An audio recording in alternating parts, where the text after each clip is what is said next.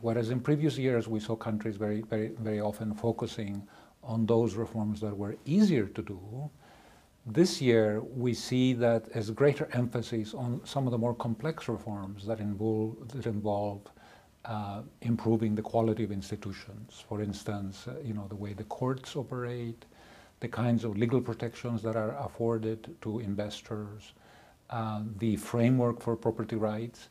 We see more and more countries, tackling some of these more difficult reforms, which very often take a number of years. And this is, again, encouraging.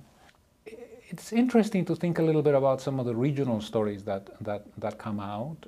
I think that perhaps the one that one should highlight is that this year, 78% of all the countries in sub-Saharan Africa have implemented at least one or more reforms aimed at creating a more friendly business environment. This is a substantial increase with respect to the 33% that we recorded in 2005, 6 years ago.